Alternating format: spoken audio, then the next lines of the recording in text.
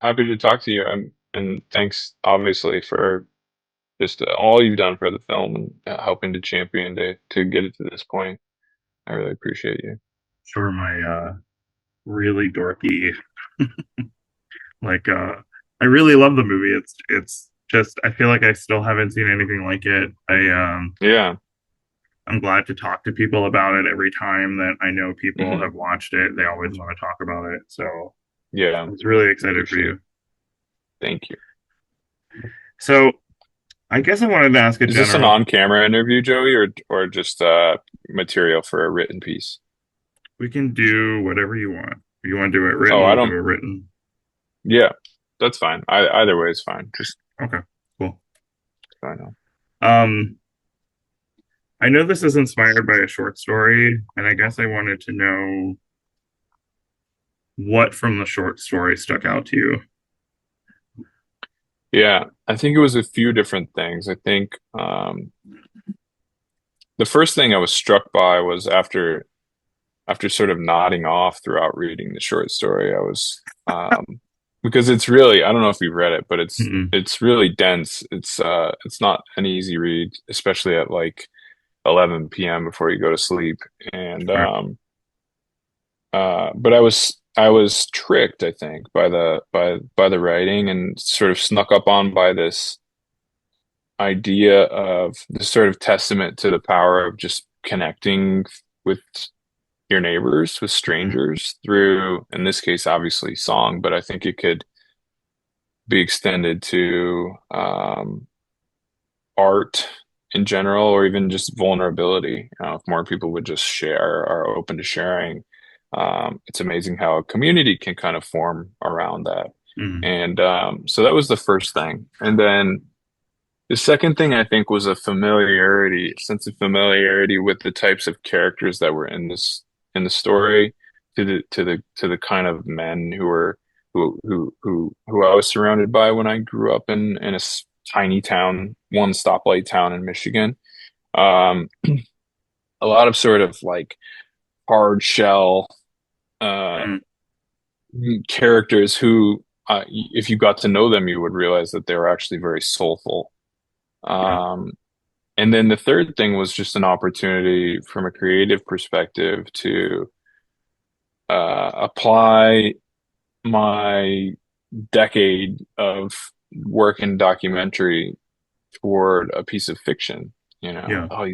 This idea of, casting first timers and these viral video sensations and sort of letting them play themselves, but synthesizing that with a piece of fiction that was written 200 years ago. Mm. Something about that was really exciting to me. Yeah. In terms of the exterior of what these gentlemen might look like, hmm I mean this in a complimentary way. Like, I think the film really captures that kind of grizzled, hmm almost intimidating physical presence of some men who I think we've all, I mean, for us who have been of a legal age, I feel like we've all been in a bar like this. We've all kind of hmm stepped into a place like this, and whether the bar is full of these kind of gentlemen or there's only one or two at the end of the bar, I feel like it's a very recognizable physical quality between a lot of these hmm guys. hmm To have you populate it so much with so many men that look like that, I think was really exciting. Yeah. Um, and I have to say, was the gentleman who plays the bartender, was he on hmm America's Got Talent? Yeah, he was. Mike I Young. I could not. Okay, I've been racking my brain. I could have just Googled him, but I didn't. I Trying to figure out how you knew him. yeah, I was trying to figure out where I knew his face and his voice from, and I was being like, Yeah. I was reluctant to just, I guess, look it up, but I was like, I know who that guy is, and maybe that's Yeah. why his presence kind of lent to that kind of familiarity that I was talking about. But oh, he's Yeah. great. When I first got in touch with Mike, he was, I obviously I saw that viral video that kind of sparked the whole concept of him singing in the subway station. And Mm-hmm. then spent like a month or so trying to get in touch with him. It was difficult, which is the whole point. So I didn't mind that there was a chase there. But and when I did get in touch with him, um he was kind of jaded. You know, he Mm, was disillusioned by having done him, spent, obviously having incredible talent, but probably even before America's Got Talent, I'm assuming, there were decades of performing and just trying to make something sustainable out of his gift. And even after America's Got Talent not having, I think he dealt with some um exploitative, mm, record deal, producer types, and came out on the wrong end of those, and was just generally sort of downtrodden. mm, And I was like, Mike, being in this film is not going to solve any financial woes. It's a short film. He understood, and mhm, but here's what I think we're saying. Here's what I believe in. Here's the type of person that I hope to infuse this thing with.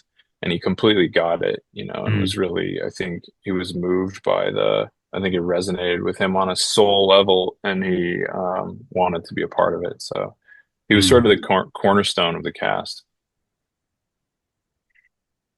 Yeah, I actually just rewatched it again earlier this morning, and there's Hmm. something about this is something I did want to ask about. As soon as the sing off starts, Yeah.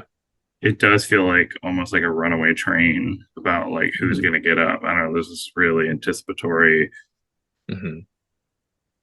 quality tension, I guess you would call it. And Hmm. this last time that I watched it, it almost feels like I didn't expect him to throw his hat in the ring just because he's the one who proposed the contest really Hmm. to begin with. Um, Yeah. and there's something about I kind of wanted to ask about like the structure of how you wanted to calibrate that particular section because once it starts, it honestly feels like a ride, but it and I if so dorky, I'm sorry, but it feels like a spark is being lit, or I guess in the case of Hmm. this film, like maybe someone lighting a cigarette. I don't know. Yeah. And I guess I wanted to know because when we enter the space, we're very we have maybe notions of where we're going to be, notions of who these men are, but once the Hmm. contest starts, it kind of lights up and switches. And I guess I wanted to know how you kind of wanted to chart the course of the contest itself, if that makes sense. Yeah. Yeah. It was so like everything, like the entire process, it was really improvisational, and we really sculpted it as Mm, we went. We knew we knew the themes, which were really in the short story. We hmm. knew we wanted the film to start with a fight and end with a hug, the last possible thing you could imagine, a Right. group hug um, and beyond that, the order in which people sang, what they sang, who said what, all of that was truly improvised. And Mm, wow. I did like the idea of Mike. It just, I think something about him being the bartender and sort of the anchor of the cast felt, um, it felt right for him to go last. I mean, Yeah. technically the the opera singer is last, but I think Yeah. of him more like a comedic button. Mike, I think, is like maybe you don't know it when the film starts, but he's really the emotional anchor of the film. And Mm, actually, the idea of him singing to his deceased wife uh, was an idea that I had before I knew that he had lost his wife recently.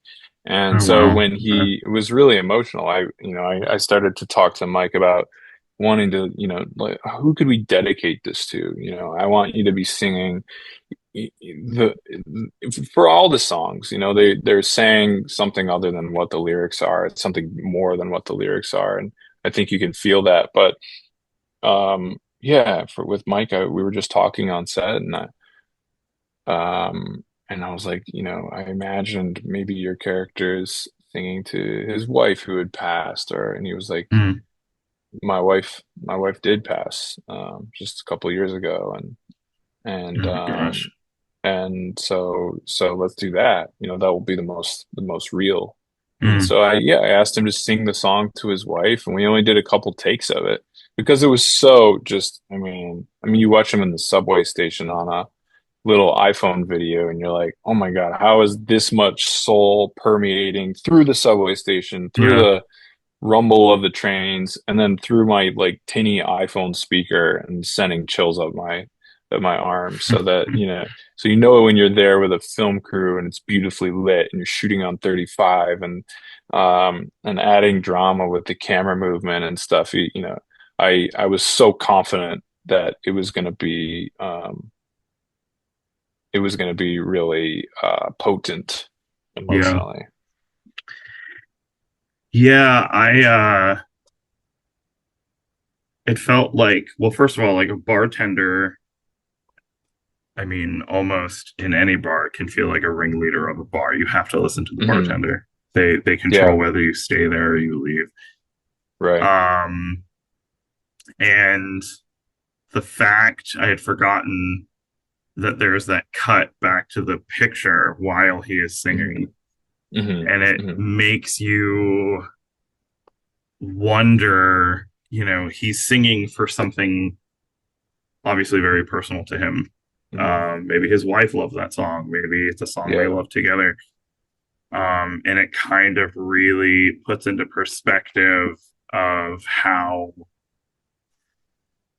I don't know, kind of how that transformative, I'm being very cheesy, but transformative art, music Yeah. thing can feel. Um, Yeah. and sort of putting it into comparison of maybe if a guy is solely singing just to get a beer and $100. I mean, Hmm. singing for something else. I feel Hmm. like I don't know, you get much more Yeah, it emotion kind out of of it. cascades in the film. Like the Yeah, first guy who sings is, he's sort of bullied into it, and then the next guy really wants to beat him, and then the next guy is like, I have something on my heart that I need to yeah, get off. mm, And the idea of the train, I don't think a lot of people. You'd have to really. There's a lot of detail here. There's a lot of thought, even though there wasn't a script. We didn't make the script.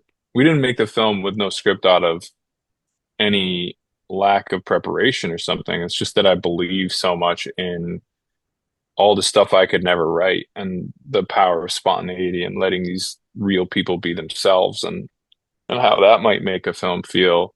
But the idea of the train, while Mike is singing, there's this train at the beginning of the film, and the train is really just there because I wanted to reach back to the original viral video that I saw Mike in, where he was singing over the rumble of these trains. And so when he finishes his song, there's this, the whole bar sort of starts vibrating because this train passes by.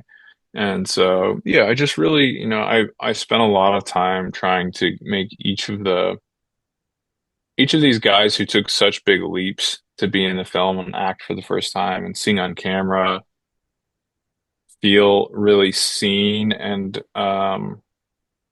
I don't know. There are people who in my opinion, deserve to be celebrated, and so to shoot them on film and project them 10 feet tall on a movie screen and let audiences applaud them felt like a noble. Of course, it's not like a political film.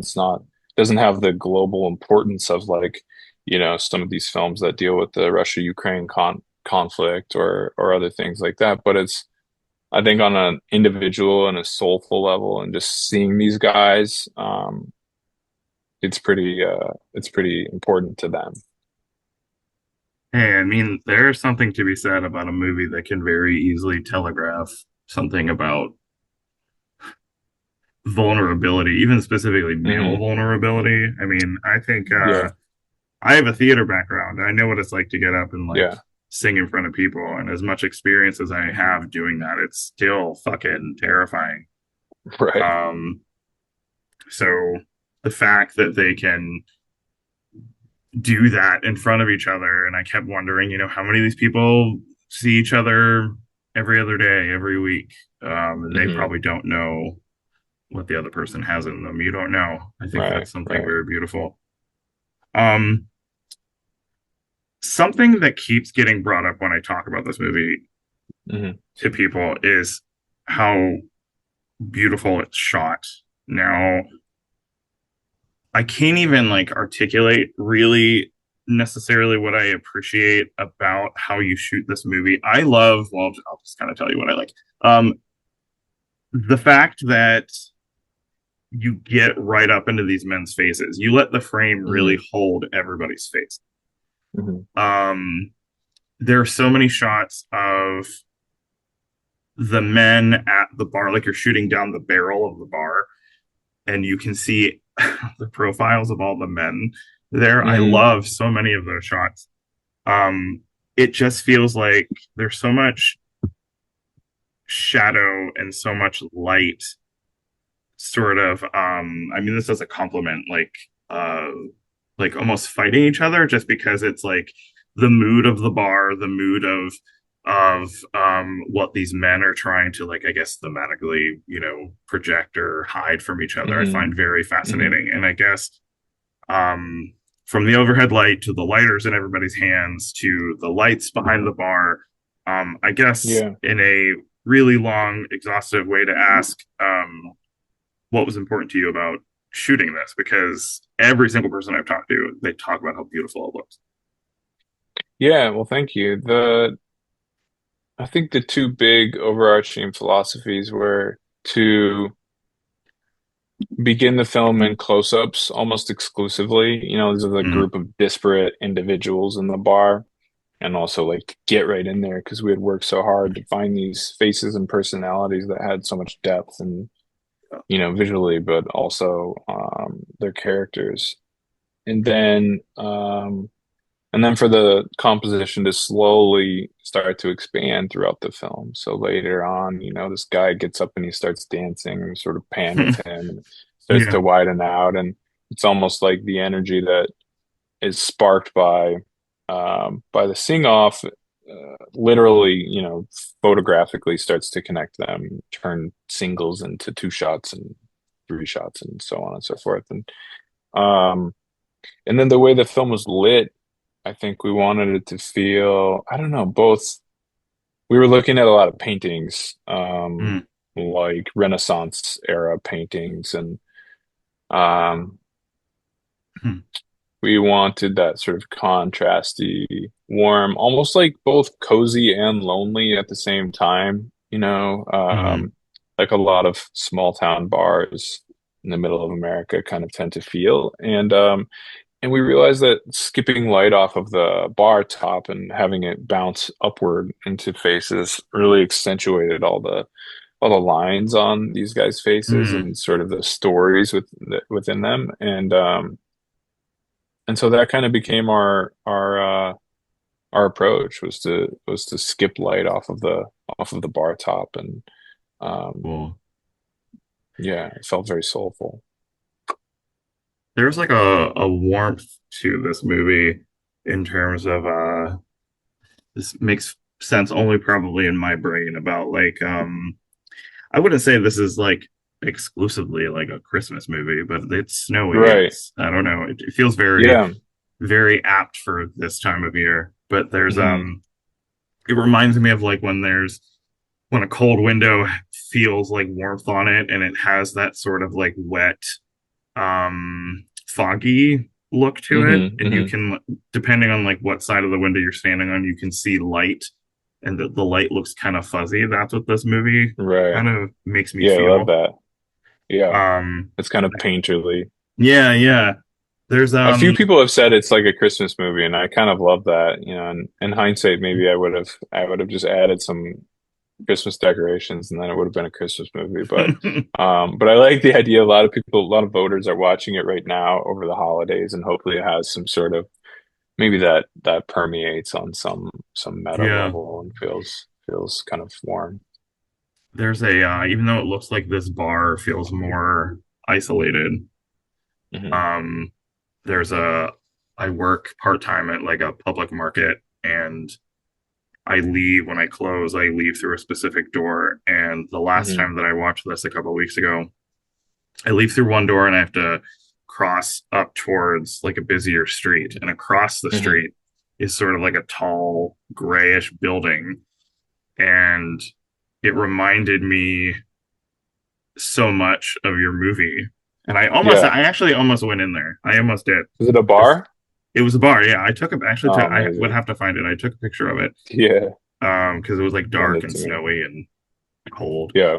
Um, if I could ask a silly question before I let you Hmm. go, um, off the top of your head, what song would you sing? I think I would sing. First of all, I'd be afraid to sing, so I'd do something like what Judah's character does, where he goes into the bathroom and kind of tries to work up the courage.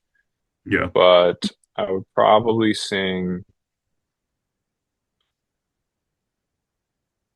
maybe something John Prine or Okay. Leonard Cohen. Those guys, like the spirit of them, I think feels very at home in the singer's world. The Yeah. credit song is a Leonard Cohen song, and but my go-to karaoke song is actually Cranberries, Okay. Zombie, which would have been really weird, really weird. I think I would have gotten laughed out of the bar, but so yeah, let's say something in the John Prine universe. I think All would right. would feel would feel good. Okay. That's cool. I'll have to think about a specific song. There's too many great ones. I don't know. I feel like there are, you can probably easily tell in this world of the movie what is a singer song and what is not a singer song. Uh, Yeah, yeah. so I They all mean, no needed to one, fit together in a certain way, even though they're not all necessarily um, exactly in the same genre or anything. I hmm think there's a continuity to the way it's one cohesive conversation between these five or six songs, yeah. with the exception of the fish, maybe, which is like the first singer and kind of an Every, outlier. the fish, yeah, first contestant in the sing on. Yeah, Yeah. right. Um, well, thank you so much for your time. I'm going to continue to be Thanks, really Joey. dorky with the movie. So thank you so much, I and appreciate it. really rooting for it. So thank you.